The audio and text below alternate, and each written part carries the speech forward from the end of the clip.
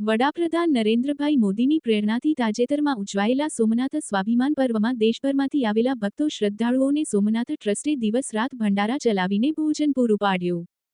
સોમનાથ ટ્રસ્ટનો સોમનાથ દાદાના દર્શને આવેલો કોઈ ભક્ત ભૂખ્યો ન જાય નું ધ્યેય સોમનાથ સ્વાભિમાન પર્વની ઉજવણીમાં નિઃશુલ્ક ભોજન પ્રસાદ સેવાના ભંડારાથી સાકાર થયો. મુખ્યમંત્રી ભૂપેન્દ્ર પટેલની ઉપસ્થિતિમાં સોમનાથ ટ્રસ્ટ દ્વારા ગીર સોમનાથ જિલ્લા વહીવટી તંત્રને ભંડારાના રાશન પેટે ₹1.8 કરોડનો ચેક અર્પણ કરવામાં આવ્યો.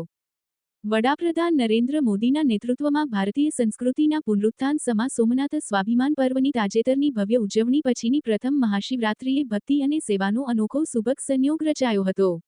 દેશના અસ્તિત્વ અને ગૌરવનું પર્વ તથા આપણી 1000 વર્ષની યાત્રાનો આ ઉત્સવ સોમનાથ સ્વાભિમાન પર્વ વડાપ્રધાનની પ્રેરણાદાયી ઉપસ્થિતિમાં ઉજવાયો હતો. આ પર્વમાં દેશભરમાંથી વિશાળ સંખ્યામાં શ્રદ્ધાળુઓ અને ભક્તો સહભાગી થયા હતા.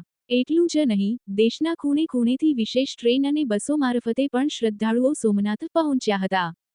સૌ યાત્રિકોને રેલવે સ્ટેશનથી લઈને મંદિર સુધી પહોંચવાની તમામ વ્યવસ્થાઓ તથા ભોજન પ્રસાદ સોમનાથ ટ્રસ્ટ દ્વારા કરવામાં આવી હતી. 1951માં સોમનાથ મંદિરનું પુનઃનિર્માણ થયું ત્યારે નવનિર્મિત સોમનાથ મંદિર સામે ભક્તોને ભોજન પ્રસાદ પીરસવાનો પડકાર હતો.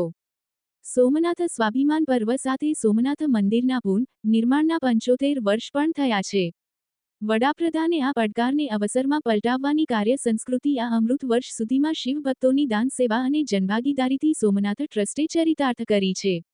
સોમનાથ ટ્રસ્ટનો સોમનાથ દાદાના દર્શને આવેલો કોઈ ભક્ત ભૂખ્યો ન જાય નું ધ્યેય પણ સોમનાથ સ્વાભિમાન પર્વની ઉજવણીમાં નિઃશુલ્ક ભોજન પ્રસાદ સેવાથી સાકાર થયો હતો. સોમનાથ સ્વાભિમાન પર્વ અવસરે દેશભરના ભક્તો શ્રદ્ધાળુઓને સોમનાથ ટ્રસ્ટે દિવસ રાત ભંડારા ચલાવીને ભોજન પૂરું પાડ્યું હતું. આ ભંડારાના રાશન પેટે ₹1.08 કરોડનો ચેક મુખ્યમંત્રી ભૂપેન્દ્ર પટેલની ઉપસ્થિતિમાં મહાશિવરાત્રિના પાવન અવસરે સોમનાથ ટ્રસ્ટના ટ્રસ્ટી જે. ડી. પરમાર, સેક્રેટરી યોગેન્દ્ર દેસાઈ અને જનરલ મેનેજર ચાવડાએ ગીર સોમનાથ જિલ્લા વહીવટી તંત્રને અર્પણ કર્યો હતો. હેતલ પ્રજાપતિ, ન્યૂઝ 14 ગીર સોમનાથ. દેશના યશસ્વી પ્રધાનમંત્રી શ્રી અને સોમનાથ ટ્રસ્ટના માનનીય અધ્યક્ષ શ્રી નરેન્દ્ર મોદી સાહેબની અધ્યક્ષતામાં સોમનાથ ટ્રસ્ટ દ્વારા અનેક વિકાસના કામો ચાલી રહ્યા છે, યાત્રી સુવિધાના કામો ચાલી રહ્યા છે. ત્યારે ખાસ કરીને જે સોમનાથ સ્વાભિમાન પર્વ આ વર્ષને ઉજવવા માટે માનનીય અધ્યક્ષશ્રીએ જે જાહેર કર્યું છે, ત્યારે આ પ્રથમ મહાશિવરાત્રિએ સોમનાથ સ્વાભિમાન પર્વની ઉજવણી રૂપે મહાશિવરાત્રિમાં વિશેષ કાર્યક્રમોનું આયોજન સોમનાથ ટ્રસ્ટ તેમજ ગુજરાત સરકાર તથા જિલ્લા વહીવટી દ્વારા કરવામાં આવ્યું હતું. ખાસ કરીને સોમનાથ સ્વાભિમાન પર્વ દરમિયાન જે ભક્તો દેશભરમાંથી ભગવાન સોમનાથના દર્શનાર્થે આવ્યા હતા તેમને ભોજનની વ્યવસ્થા ટ્રસ્ટ દ્વારા વહીવટીતંત્રને સોંપવામાં આવી હતી અને વહીવટીતંત્ર દ્વારા જેટલા લોકો દર્શનાર્થે આવ્યા હતા તેમને સારી રીતે અલગ અલગ જગ્યાએ ભંડારાની વ્યવસ્થા કરી અને ભોજન પીરસવામાં આવ્યું હતું. આજે ભોજનનો ખર્ચો જે રાશનનો થયો ₹1.08 કરોડ એ ટ્રસ્ટ દ્વારા વહીવટીતંત્રને આપેલો ચેક આપવામાં આવ્યો છે. જ્યારે મહાશિવરાત્રિએ ગુજરાત રાજ્યના માનનીય મુખ્યમંત્રી શ્રી પધાર્યા ત્યારે એમની ઉપસ્થિતિમાં આજે ટ્રસ્ટ દ્વારા આ ચેક અર્પણ કરવામાં આવ્યો હતો.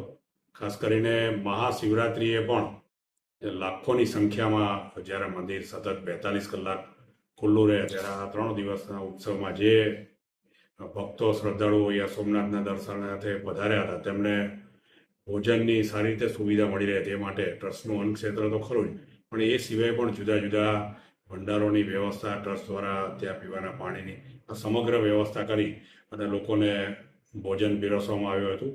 અને ટ્રસ્ટ દ્વારા ખરેખર સોમનાથમાં જે દર્શનાર્થીઓ આવે અને કોઈ ભૂખ્યું ન રહે, પોતે ભગવાન સોમનાથજીનો પ્રસાદ લઈને જાય એવી વ્યવસ્થા ટ્રસ્ટ દ્વારા કરવામાં આવી.